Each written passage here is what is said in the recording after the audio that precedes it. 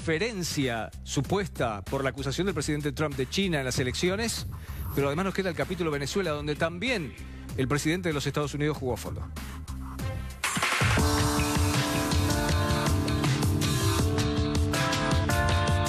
We ask the nations gathered here to join us in calling for the restoration of democracy in Venezuela. Today we are announcing additional sanctions against the repressive regime, targeting Maduro's inner circle and close advisors. A pesar de todas las diferencias que pudieran considerarse abismales, el presidente de Venezuela, Nicolás Maduro Moro, estaría dispuesto, yo estaría dispuesto a estrechar la mano del presidente de los Estados Unidos y a sentarme a dialogar sobre los asuntos de las diferencias bilaterales y los asuntos de nuestra región. Hago un llamado a Venezuela para que reconozca la crisis humanitaria, para así poder desplegar la cooperación internacional que atienda las fuertes carencias sanitarias y alimentarias de los desplazados. Estamos viviendo la crisis migratoria y humanitaria más indignante de la historia reciente de la región por cuenta de una dictadura que aniquiló las libertades. El mundo debe actuar y debe unirse para que este éxodo trágico llegue a su fin y un pueblo pueda ver florecer la esperanza. All options are on the table, everyone. The strong ones and the less than strong ones. Every option, and you know what I mean by strong. Every option is on the table with respect to Venezuela.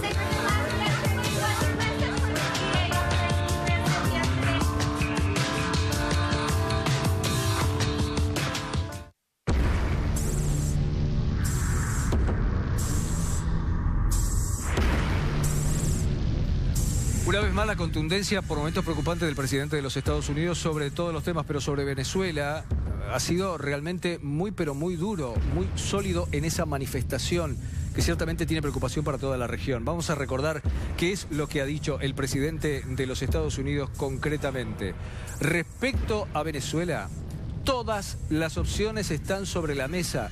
Escuchaban el testimonio y quisimos remarcar esta frase, porque ustedes se acordarán que aquí, en TN Internacional, nosotros les anticipamos que hubo grupos que se acercaron a la embajada de los Estados Unidos, particularmente a una embajada de los Estados Unidos en un país europeo, para tratar de convencer a las autoridades de que ellos podían ayudarlos a intervenir. Militares había en ese grupo que querían sacar a Nicolás Maduro. Esos interlocutores venezolanos eran tan impresentables que decidieron no involucrar instancias de la diplomacia superior. Así que eso ha sido movido y meneado. Por ahora ha primado cierto grado de prudencia todavía, más allá de las declaraciones en la administración de los Estados Unidos. Bruno Binetti es profesor de la Universidad de Itela. Bruno, gracias por estar aquí. Buenas tardes. A vos. Sabemos además que es un día particularmente complicado para movilizarse por allí.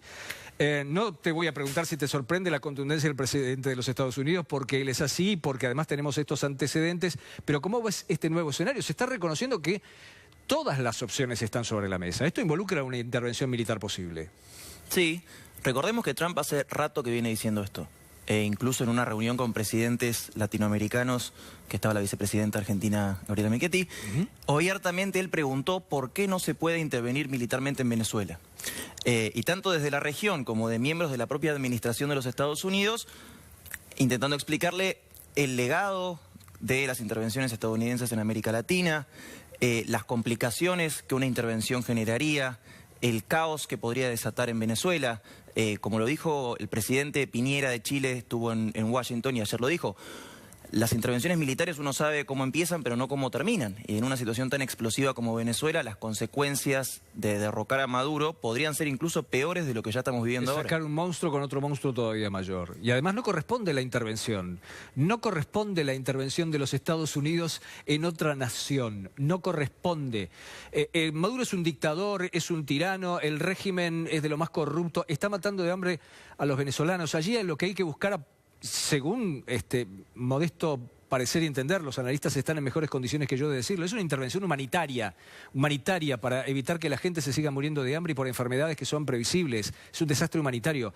Pero caramba, que la mayor potencia del mundo diga que tiene todas las opciones, incluso la militar, es realmente una tragedia. Sí, el debate ahí también está dado que el gobierno de Venezuela no acepta la gravedad de la crisis a la que sometió a su propio pueblo, la idea de la intervención humanitaria en principio está descartada porque el propio gobierno venezolano lo rechaza. Entonces, el tema es que a medida que corre el tiempo y la crisis de Venezuela empeora, en algunas voces de la disidencia venezolana en el exilio, en algunas voces del gobierno de Estados Unidos, se empieza a identificar, digamos, una intervención humanitaria con una intervención armada, ignorando lo que venimos diciendo, ¿no? Las consecuencias que traería Maduro en ese sentido es la cabeza visible de un régimen atravesado por el narcotráfico, por el contrabando, que se beneficia de la situación de Venezuela, que controla el petróleo y en el que las Fuerzas Armadas son un actor central en el régimen. Entonces, tener tanta esperanza en un golpe militar al interior de Venezuela contra Maduro, me parece que es no analizar la situación de Venezuela detenidamente.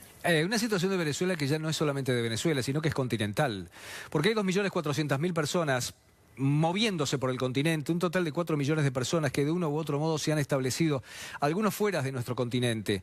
La pregunta que te hago, Bruno, es: los países latinoamericanos han estado lentos, poco inteligentes, primero para prevenir una evolución de Maduro de alguna manera, no reaccionando, no condenando. Bueno, tuvieron que hacerlo ante la evidencia brutal de las masacres que han producido contra su propio pueblo.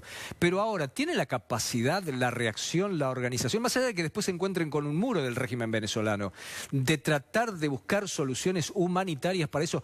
Porque me parece que la ayuda humanitaria, lo que puedan hacer los países latinoamericanos, es la diferencia entre un futuro mucho más negro todavía o algo más atenuado que no se arreglará rápidamente. Sí, absolutamente. En el último tiempo hubo algunos intentos, también tiene que ver con la situación política en América Latina, ¿no? Cambios políticos en Argentina y en otros países que eran tal vez un poco más cercanos al régimen venezolano en el pasado. Hubo intento de la creación del Grupo de Lima como un grupo de articulación diplomática, digamos, para presionar más a Venezuela. Ese grupo está ahora un poco dividido. Por ejemplo, la semana pasada, que creo que es un ejemplo de lo que hay que ir haciendo, que es incrementar la presión y el aislamiento venezolano, del régimen venezolano. Argentina, otros países, incluso Canadá, presentaron una denuncia en la Corte Penal Internacional para que investigue violaciones a los derechos humanos en Venezuela.